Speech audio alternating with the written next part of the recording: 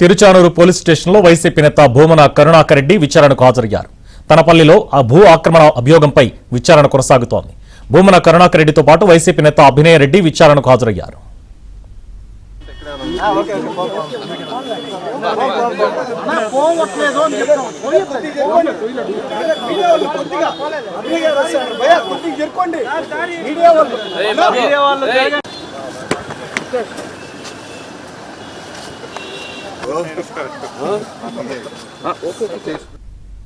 Tiruchanur police స్టేషన్లో YCP నేత భూమన కరుణాకర్ రెడ్డి విచారణకు హాజరయ్యారు. తనపల్లిలో భూ ఆక్రమణ అభియోగంపై విచారణ కొనసాగుతోంది.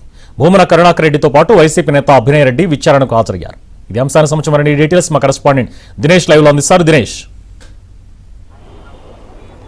సుభాన్, మనం ఇప్పుడు తిరుచానూరు పోలీస్ స్టేషన్ దగ్గర ఉన్నాము. 10 గంటలకి భూమన కరుణాకర్ రెడ్డి, ఆయన తనయుడు భూమన అభినయ్ రెడ్డి వీళ్ళందరూ కూడా హైకోర్టు ఆదేశం మేరకి హైకోర్టు స్పష్టంగా విచారణకు హాజరు కావాలని చెప్పడం జరిగింది. ఈ నేపథ్యంలో అదేవిధంగా విచారణ చేయాలని కూడా తిరుచానూరు పోలీసులకు చెప్పడం జరిగింది. ఈ నేపథ్యంలో సమయము, టైము, డేటు అన్నీ కూడా కోర్టు ఇచ్చిన నేపథ్యంలో కాసేపటి క్రితం భూమన కరుణాకర్ రెడ్డి ఇక్కడికి వచ్చారు. చూస్తున్నాం మనం ఇక్కడ స్టేషన్ ముందు వాతావరణం. ఆయన వచ్చినటువంటి వెహికల్ కూడా బయటే ఉంది. పెద్ద ఎత్తున వైసీపీ శ్రేణులు కూడా ఇక్కడికి చేరుకున్న పరిస్థితి ఉంది. పోలీసులు అందరినీ కూడా కొంత దూరంగా పంపించినటువంటి పరిస్థితి ఉంది.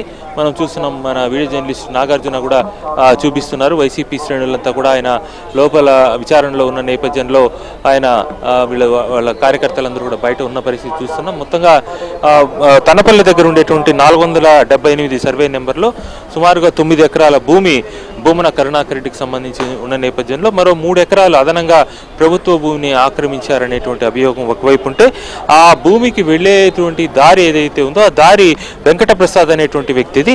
గత వైసీపీ ప్రభుత్వంలో వాళ్ళు అధికారంలో ఉన్నప్పుడు అతని దగ్గర నుంచి బలవంతంగా భూమిని రాయించుకున్నారని చెప్పేటువంటి ఒక అభియోగం ఉన్న నేపథ్యంలో ఆయన దగ్గర నుంచి ఆ యొక్క డాక్యుమెంట్స్ ఏదైతే అతను కంప్లైంట్ ఇవ్వడం జరిగింది. తన అనుమతి లేకుండా తన భూమిని బలవంతంగా లాక్కోవడమే కాదు, దానికి సంబంధించినటువంటి రిజిస్ట్రేషన్ కూడా తన వద్ద బలవంతంగా చేసుకున్నారని యాక్చువల్గా గత ప్రభుత్వంలో ఉన్నప్పుడే అతను ఈ విషయం పైన కోర్టుకు వెళ్ళడం, అదేవిధంగా రాష్ట్రపతికి కంప్లైంట్ ఇవ్వడం చాలా ప్రయత్నాలు చేశారు.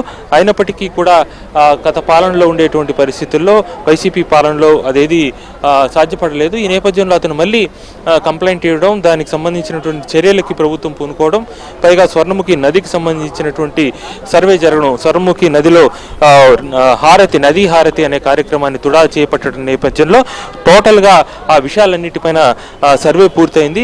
సర్వే పూర్తయినప్పుడు అక్కడ జరుగుతున్నటువంటి ఏదైతే ఈ అభియోగాలు ఉన్నాయో దాని కంప్లైంట్ ఉందో ఇవన్నీ కూడా విచారణకు వచ్చిన నేపథ్యంలో అతను ఇచ్చినటువంటి కంప్లైంట్ని రిజిస్టర్ చేయడం జరిగింది. రిజిస్టర్ చేసినప్పుడు దానిపైన కలెక్టర్ కూడా స్పందించి కలెక్టర్ కూడా కంప్లైంట్ చేశారు. అటు కలెక్టర్ కంప్లైంట్ చేశారు, ఎందుకంటే కలెక్టర్కి ప్రిన్సిపల్ సెక్రటరీ నుంచి వచ్చిన నేపథ్యంలో దానిపైన ఇద్దరు కంప్లైంట్ ఇచ్చారని హైకోర్టుకి వెళ్ళి హైకోర్టు డైరెక్షన్లో ఇప్పుడు విచారణ జరుగుతుంది. మొత్తం మీద మనం ఇంకొక 1 అవర్ విచారణ జరుగుతుంది. విచారణ తర్వాత ఎలాంటి చర్యలు ఉంటాయనే ఉత్కంఠ అయితే సర్వత్రా ఉంది.